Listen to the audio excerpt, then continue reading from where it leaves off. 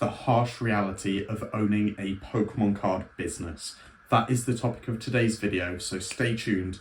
We're going to be talking about getting scammed, having problems with deliveries, and just any other problems you can be having. So sit back, relax, and enjoy the video. So to start this off, let me tell you about what's happened to me and what I'm dealing with and how I'm going to fix it. So literally only yesterday, I had a notification. I ordered in some more prismatic boxes for the streams, which have been going very well, so thank you all.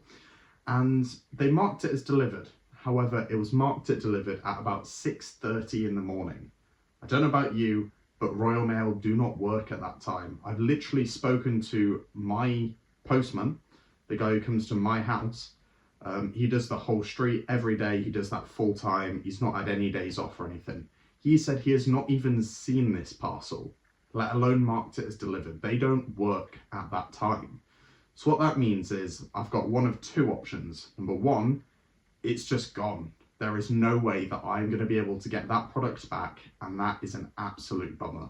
It's about a 300, maybe a little bit more, like £300 worth of Pokemon, which in the grand scheme of things, to some of you people watching, might not be a lot.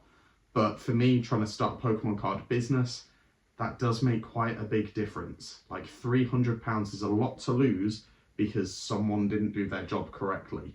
Now, I'm not passing the blame here, but I am just saying that these things, they do happen, and sometimes there's nothing you can do to avoid them.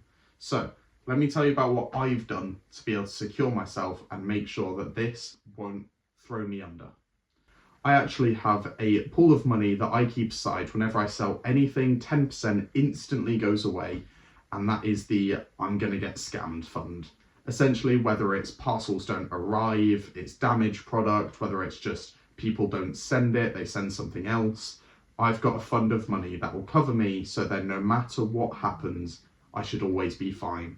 I factor in about 10%, I think that's quite heavy. However, I've not been selling for very long now. Just starting up this proper business, being self-employed, I've not been going for very long. Like, we are on week 3 now. It has not been long at all, and this early on, I've already been fucked over by Royal Mail.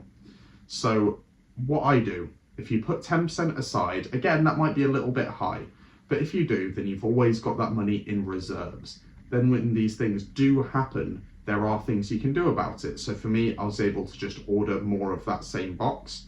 That's the Costco mini tins in this situation.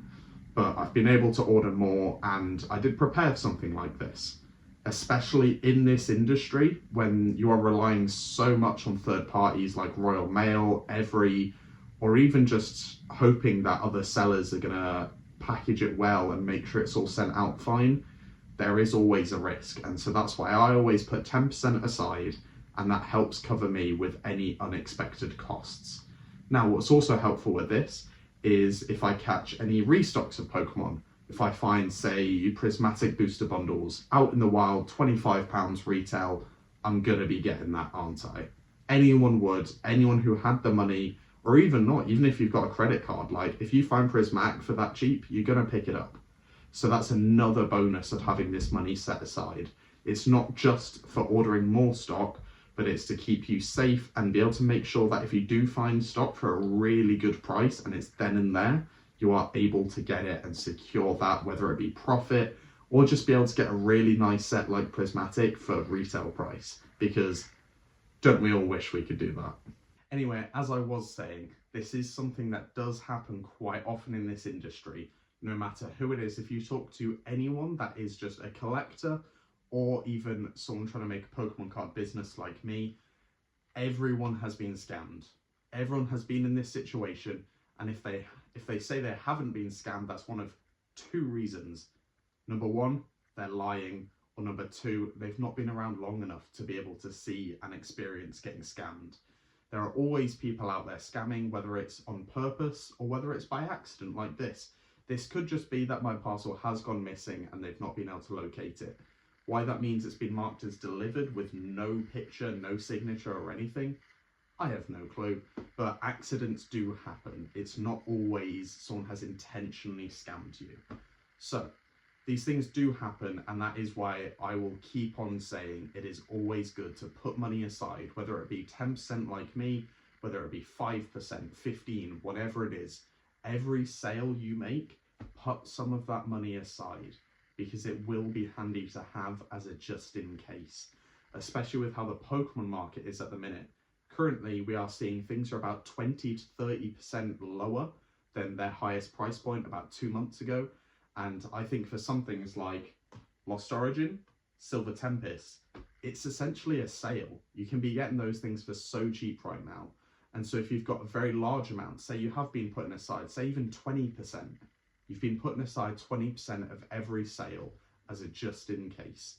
Now, when the Pokemon market has cooled off again, you're able to buy a lot more and build up your inventory and dollar cost average in. So again, that's just another bonus of having that money set aside. Now again, in my situation, I might not have been scammed. It might turn up. However, I have gone to the postman, I've been to the delivery office, the sorting office, and just a regular post office. None of them have any idea where this package is. All of them are just like, yeah, it's been marked as delivered. There's nothing more they can do. The tracking number does become obsolete after a set amount of time. I've not hit that, so I purchased this through eBay. So I've contacted them and see if the seller could do anything about it. However, this has happened before and I highly doubt anything will happen at all. So I'm afraid this is probably something I'm just gonna have to deal with and make up for. But again, I'm making this video to you guys so then you can understand this is something that's gonna happen, especially if you've been in the hobby for a long time. Me, I'm about 6 years in now. I've been collecting, building inventory and selling.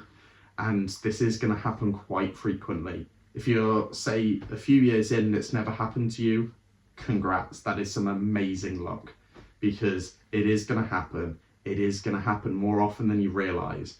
And let's talk about the problem for smaller businesses. So me, personally, I'm fine. This was not a massive order.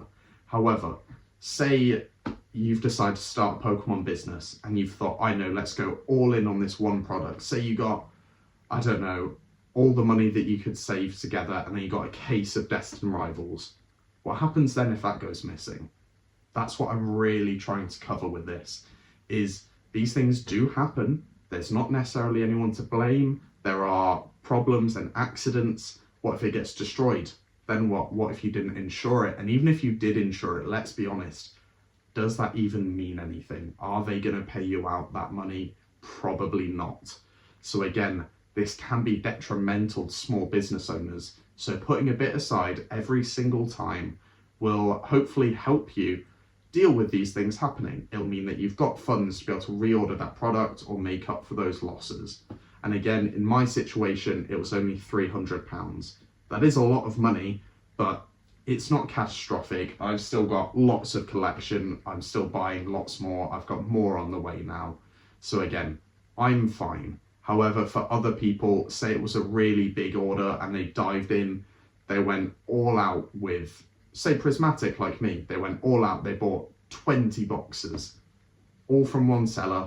What happens if that doesn't arrive? They're fucked. Like, if it's a big order and people are delving in and essentially going all in, if that one order gets fucked, you are completely ruined. There is no hope for you to be able to recover from that. Some people, there are people who have extra money aside, or whether it just be, again, like me, you've got funds set aside for things like this. For a lot of people, if you make a very big order and something goes wrong, that can really fuck you over. Now let's talk about next how this can affect people. It kind of demotivates people from this hobby. For me, I've already noticed it. Today, I don't really want to do much regarding Pokemon. It's been quite annoying, and again, it's no fault of Pokemon. It's just I've been in this trying to build a business and then I've had a big problem. So again, it can be demoralizing, and that is something that you have to go through. However, as a business owner and I'm trying to build it up and grow it, I know I just need to keep persevering through this. So if you've gotten any quality or any bits of information that were helpful to you, please let me know down below, as I am making these videos trying to help people as much as I can. Again, I'm still growing. I'm not this huge YouTuber with loads of inventory. I'm just someone who's been building a collection over years now, years and years. And so I just want to be able to provide value for you all. So thank you all very much and have a nice rest of your day.